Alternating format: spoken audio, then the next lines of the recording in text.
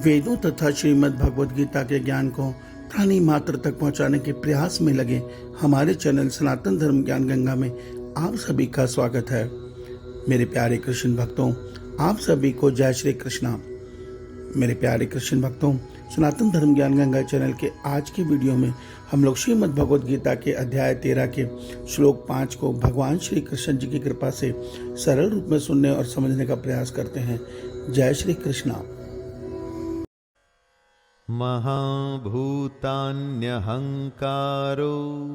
बुद्धिरव्यक्तमेव च इंद्रियाणि दशैकं च पंचचेन्द्रियगोचरः। मेरे प्यारे कृष्ण भक्तों, श्रीमद् भगवद गीता के अध्याय 13 के श्लोक 5 में भगवान श्री कृष्ण जी हमारा जो ये क्षेत्र अर्थात ये जो शरीर कर्म क्षेत्र है इसके विषय में बता रहे हैं और कह रहे हैं पंच महाभूत अहंकार, बुद्धि और मूल प्रकृति भी तथा 10 इंद्रियां, एक मन और 5 इंद्रियों के विषय अर्थात शब्द, स्पर्श, रूप, रस, गंध, इन सब का समुदाय है ये क्षेत्र। मेरे प्यारे कृष्ण भक्तों, आइए इसको हम थोड़ा सरल रूप में सुनने और समझने का प्रयास करते हैं। जय श्री कृष्णा।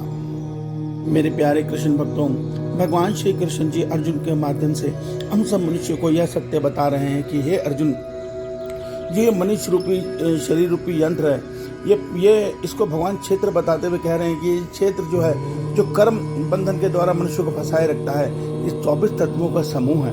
इसमें पंच महाभूत अर्थात पृथ्वी, जल, अग्नि, वायु, आकाश, ये पंच महाभूत से मनुष्य का स्थूल शरीर बनता है। इसके अंदर प्रकृति का अहंकार तत्व है।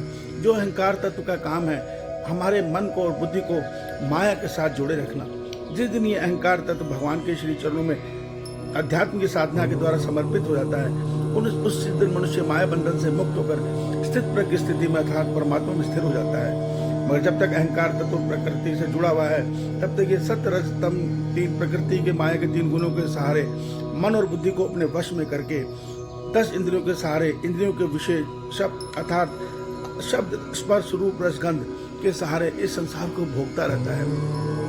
और हम आत्मा रूपी चेतन भगवान का अंश जो निर्गुण निराकार है, निर्विकार है, इस शरीर को केवल चेतन प्रकाश देकर दृष्टा बने शरीर के खेल को देखते रहते हैं। मगर इस शरीर को खेल को दृष्टा बनकर देख तो रहे हैं, मगर चूंकि ये हम अपने स्वरूप को भूले हुए हैं, ये मन बुद्धि आत्मा को भूले हुए हैं, इसलिए इसको जीवात्मा कहा जाता है। और ये प्रकृति के गुण के अधीन होकर प्रारब्ध के अनुसार जन्म मरण चक्र में भटकते रहते हैं।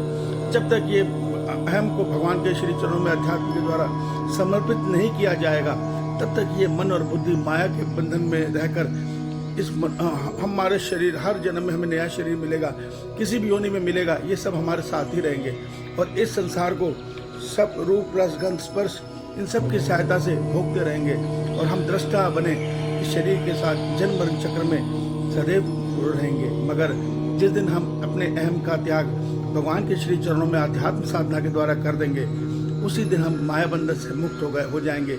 हमारा मन बुद्धि भगवान में विलय हो जाएगा अर्थात आत्मा में लय हो जाएगा और आत्म स्थित प्रज्ञा स्थिति हमारी पहुंच जाएगी अर्थात हम सदैव अपने भगवान में स्थित रहेंगे। ये सत्य भगवान हमें गीता में बताते हैं। इस सत्य को समझिए और इस 24 तत्वों से बने शरीर रूपी यंत्र को समझिए और समझकर हमें मन बुद्धि को स्वामी नहीं बनने देना, हमें इस शरीर का स्वामी स्वयं को अर्थात आत्मा को बनाना है। और आत्मा का जब शासन इस शरीर 24 तत्वों पर हो जाएगा तो विश्वास मानिए हमारा कल्याण निश्चित हो जाएगा। इस सत्य को समझिए। भगवान श्री कृष्ण जी आप सबका कल्याण करें। आपका दिन शुभ हो। जय श्री कृष्ण, जय श्री कृष्ण, जय श्री कृष्ण।